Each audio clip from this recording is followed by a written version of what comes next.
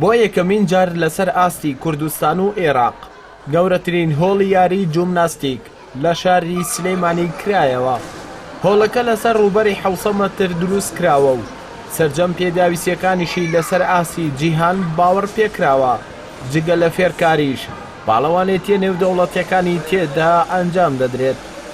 سەرپەرشتیاری هۆڵەکە باز لە دروستکردن و پێداویستی هۆڵە تاقانەکەی شاری سلەیمانی دەکات و بۆ یەکەم جاریش لەسەر ئاستی کوردستان و عێراق پێشوەرگرتنی یاریزانان پشکنینی پزیشکیان بۆ ئەنجام دەدرێت. ئەمە هۆڵی ژمناستیکی سلەیمانیە، یەکەم هۆڵە لەسەر ئاستی کوردستان و عێراق کە لە کاتێکا هۆڵی هەم فێرکاریە هەم هۆڵی پاڵەوانەتیشە.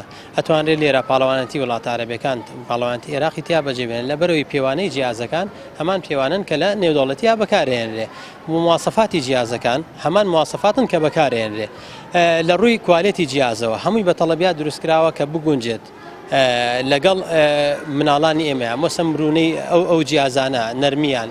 ئێمە فێرخواز کاتێک هەیەتە ئێرە لە تەمەنی 3 ساڵی وەرێگرین بۆیە ئیشمان کردووە لەگەڵ ڕەوزە و دانگەکانە کە مەسەن بناغەیەکی وەرشی کە یاری جومناسیکە لێوە دەستکرێت بە یاری جومناسیک نەک کۆمەڵە تەمارین کە بە شێوەی عەشوایی بکرێ بەڵکو ئەو مناڵە مادەم جوڵەی پێگرێ بە شێوەیەکی باش و جوڵەکانی پێ بگرێت تا فێری مەهارە بێ یا لەگەڵ یا بە شێوەیەکی تەندروست جوڵەکان لە لەشیا و عناسرە بەدەنەکان گەشە بسێنێ. بەڵکو ئێمە لێرە کاتێک پشکنینێکیان بۆکەین لە ڕووی جەستەییەوە پێوانە جەستەیەکان وەرگین بۆ نمونە قەوسی پشتە چاوی کزە فلاتفوتە زائیدەن بۆ نمونە پێوانی دەسەکانێتی پاشان ئێمە پشکنینی تەندروستیان بۆکەین کە ئەمەش زیاتر لە اختیباری ڤیتۆماکس خۆی بینێتەوە. ئەوش ڕێزەی وەرگرتنی ئۆکسیژنە بۆ لەش وا زائیدەن نەبزی دڵیانە. ئایا ئەم مناڵە تا چەندە دەتوانێت ئەگەر شدەی تەدریبەکەی وابێ بەردەوامێ لە تەدریبکردن. لە هۆڵەکەدا 6 ڕاهێنەر بە شێوەیەکی ئەکادیمی مەشق بە کوڕان و کچان دەڵێنەوە کە یاریزانانیش لە تەمەنی 3 ساڵیەوە تا 12 ساڵی پەیوەندیان پێوە دەکەن و یاریزانانیش باز لەوە دەکەن کە حەزیان بۆ یاریەکە وای کردووە یاری جومناستیک بکەن و ئاواتی خۆشیان ئاشکرا دەکەن. ئێمە سەرەتا کە لێرەین لە سەرەتاوە دەستمان پێکردووە ئێستا تەنها سەرەتایەکە تەمرینەکان لە سەرەتاوە دەست پێەکەین واتە بە شێوەیەکی لە سەرەتاوە ئەحماکەین هەموو جوڵێک سەرەتا ئەحمەتیا بێت لە جوڵە ئاسانەکان و دەست پێەکەین چکە دەبێت ئەبێ لە ئاسانەوە بڕۆین بۆ قورس. جوڵەکانیش بەعام ینی واکەین کە تەمرینی کچان جیابێت تەمرینی کوڕانیش جیابێت هەتا ئەوکۆ بن بە تەواو ینی زانێکی کە تازە پێگەشتوو ئەو کاتە هەموو دەڕێبەکەشیانە گۆڕێت هەم جوڵەکانیشان قوریسترە بێت. تەبعاان بە شێوەیەکی ئەکادیمیە ئەوەی پێ ئێمە گەشتووە و هەرەوە ئاینەوە.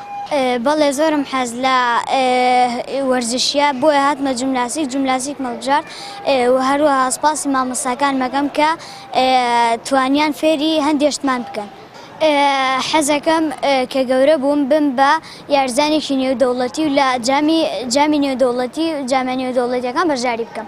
هێرش عوسمان بۆ پێیان باز لە ئامانجی دامەزراندنی هۆڵەکەی دەکات کە دەتوانن لە ماوەی 3 ساڵدا یاریزان دروست بکەن تا دەگاتە ڕیزی هەڵبژاردەی عێراق. ئامانجی سەرەکیمان ئەوەیە بۆ نمونە سلەیمانیەکێکە لەو هۆڵانەی یەکێکە لەو شارانەی لەسەر ئاسی عێراق هەمیشە پێشەنگ بووە.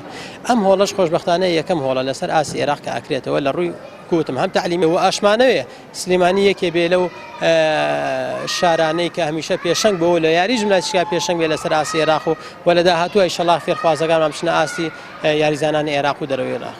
بەهۆی نەبوونی هۆڵ و قەیرانی داراییەوە ماوەی چەندین ساڵە لە هەرێمی کوردستان هیچ پاڵەوانێتیەک ئەنجام نەدراوە بەڵام بەهۆی بوونی ئەم هۆڵەوە دەتوانرێت کێشەی نەبوونی پاڵەوانێتی پێگەیاندنی یاریزان چارەسەر بدێت. ئەردەڵا محەممەد کەناڵی ئاسمانی پەیام سلەیمانی.